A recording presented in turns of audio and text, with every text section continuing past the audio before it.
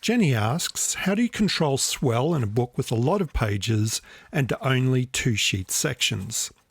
But first, a word about the sponsor of today's video.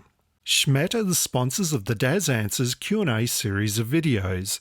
Schmedt is a family business that's existed for more than 100 years.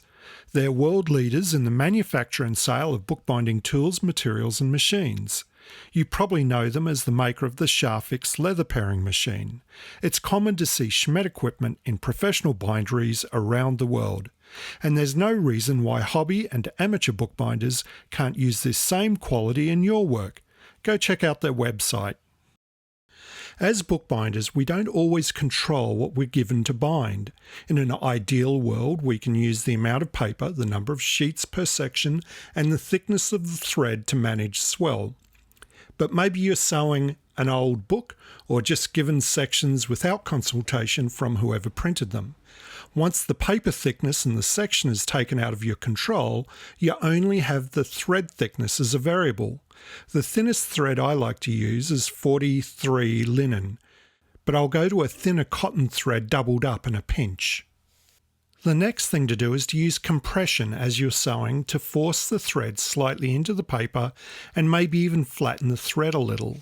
After each section or two or few are sewn on, I use my bone folder to firmly bone down over the spine folds.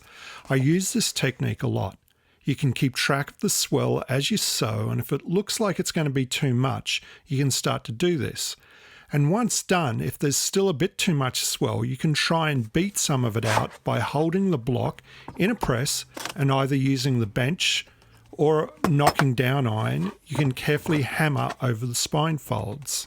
On delicate books, you might not want to use the rubbing of a bone folder over the spine folds, and for this reason, Chris Clarkson invented the consolidation stick. I don't work on these types of books, so it's not something I've used much, but if you're interested, Arthur Green makes and sells them. But then you get the occasional Bible, manual or dictionary where they start their third run through the alphabet on the signature marks, and the techniques discussed so far won't work. The last tool in the toolbox is 2 or 3-on sewing.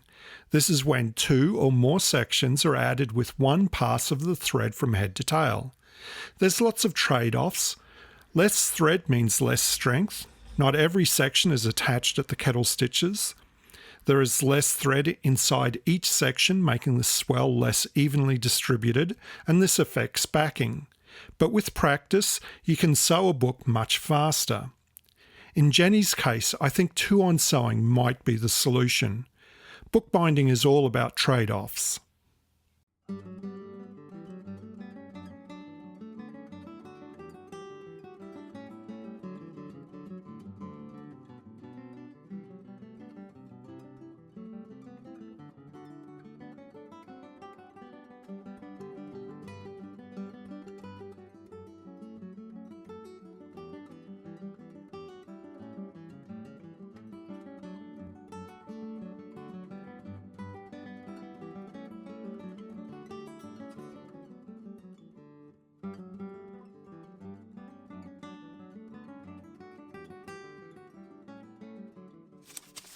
Thanos asks 2 things, which I hope I've interpreted correctly.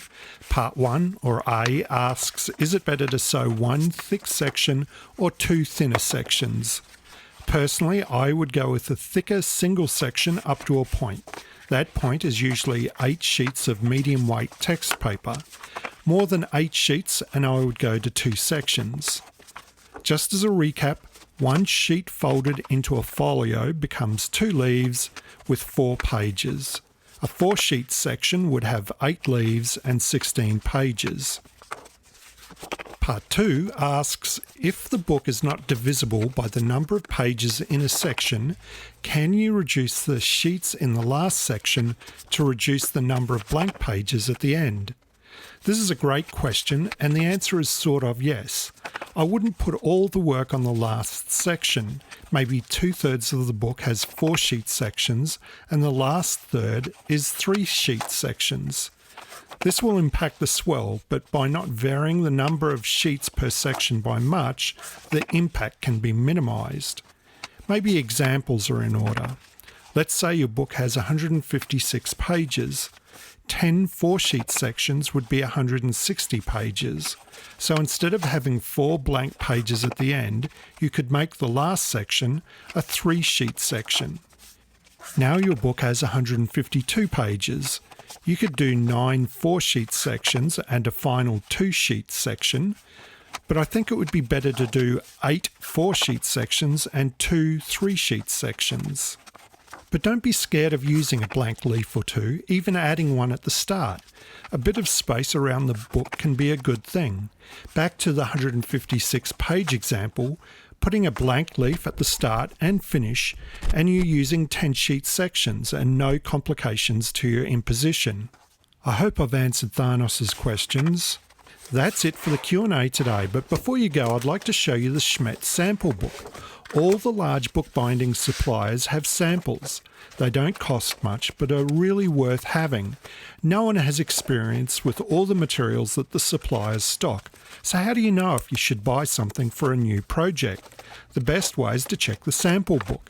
In the rounded and back cased book videos, I've been giving options for materials available around the world. Without the sample book, I wouldn't have been able to recommend the Mappenkarton or folder card as the perfect card for the spine stiffener. Go check out the Schmedt website and you might consider ordering a sample book and catalogue while you're there. And don't worry, you can choose between 4 languages to see their website in, including English, which is handy for me.